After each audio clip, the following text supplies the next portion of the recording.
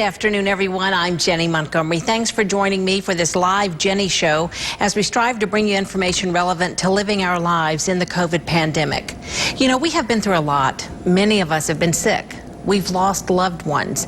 And when you'd think the challenges of COVID would pull us together, politics is pulling us apart. You know what they say, be careful when your dinner time conversation turns to religion or politics. And now, after a bitter election season, recounts, runoffs, and the recent violence at the U.S. Capitol, Americans are more divided than ever. Many are praying for a peaceful transition of power tomorrow at the presidential inauguration of Joe Biden, an event that's seeing unprecedented security measures in Washington, D.C. and state capitals all over the country. For a lot of us, engaging in political discussions right now feels risky, to say the least. Sharon Schweitzer is an attorney and international etiquette expert. She's a diversity and inclusion consultant, cross-cultural trainer, and the founder of Access to Culture. Sharon works with global organizations, law firms, and universities, and a lot more to improve business communication. And she has practical ways for us to navigate uncomfortable, even unwanted, political conversations. And Sharon, I think that this is such an important topic. It's so relevant right now as we're getting ready for this inauguration of our next president, to talk about some of the tips that you have for navigating political discussions that might get a little bit uncomfortable for people. We've really seen it in our country a lot recently. Well, thank you, Jenny. I'm delighted to be here with you and your viewers. It is a difficult time, and having respectful conversations can be a challenge. I think one of the most important things all of us can do is know our audience before we launch into a discussion. Sometimes that can be a little bit challenging. Right now, we're seeing a lot of shifting alliances. People are going across the aisle, and they are changing their way of thinking. So before you hop into a political discussion or accept the invitation to join one, it's probably a good idea to test the waters and know who you're chatting about politics with.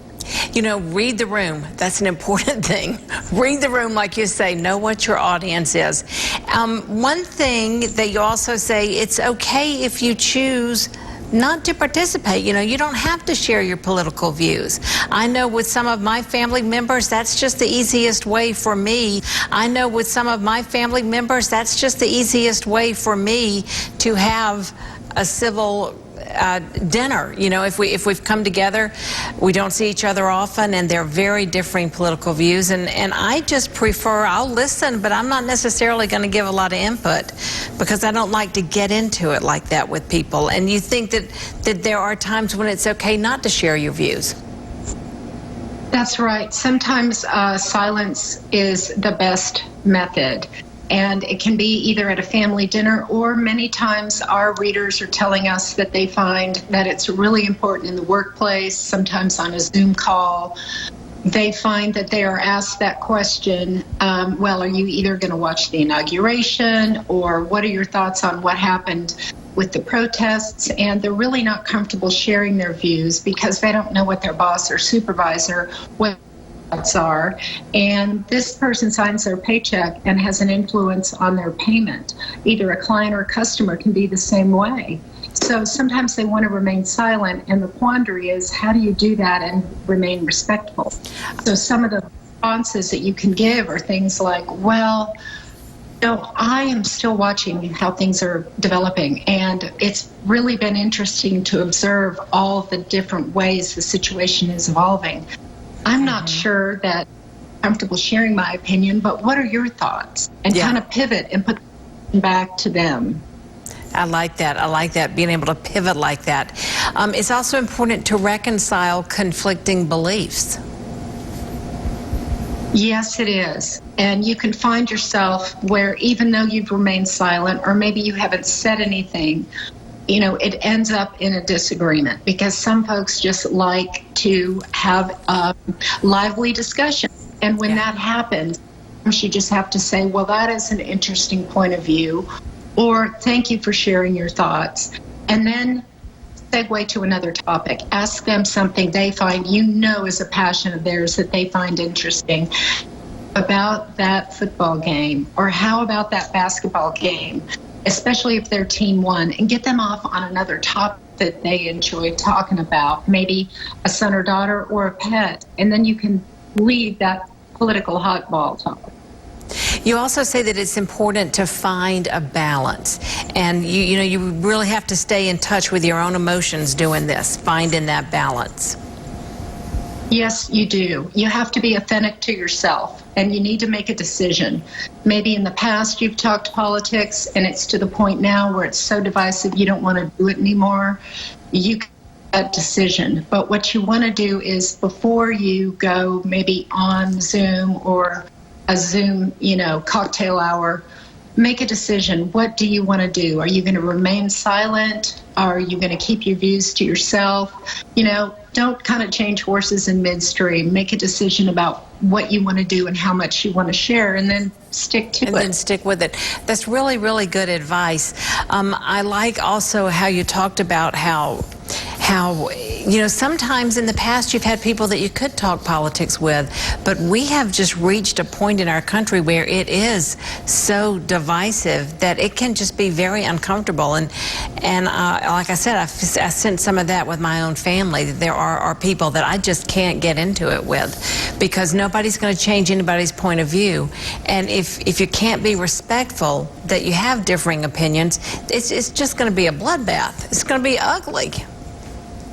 It can be that way. That's the thing about political discourse.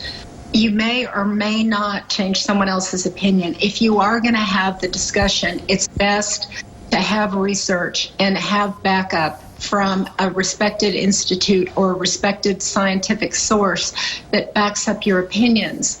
And you don't want to select a resource that is going to aggravate the other person, especially if you know that they can't stand that institute. You want to have something that is going to really back up your opinion. And if that still doesn't, the best thing to do is close the conversation. Depending on who it is you're talking to, people really get heated, and it's best not to have those conversations and decide, it's not worth it. I really value the relationship with this person, and I don't think politics is where we need to go. We're going to go in a different, more positive direction. That's a really great way to frame it. I like that, because that is true, and especially with people that we love. But when there's situations where we know that this isn't a good place for us to be, let's move the conversation elsewhere. Really good advice. I have one quick thing to ask you before we close this conversation. As an etiquette expert, I'm sure that you would be very well versed in helping guide people as they get ready for this formal inauguration of our next president. How can you imagine what it's like in Washington right now when there's so much emphasis on security and so much other stuff going on? Do you think that we're going to be able to pull it off with the right manners? Well, the thing about the United States, we are a group of many diverse cultures and diverse subcultures, and we all have our own cultural conditioning, and many people respond and react in many different ways. So I think we're just going to have to stay tuned and watch and hope, and let's pray that it goes off well and goes off smoothly. That's all we can do.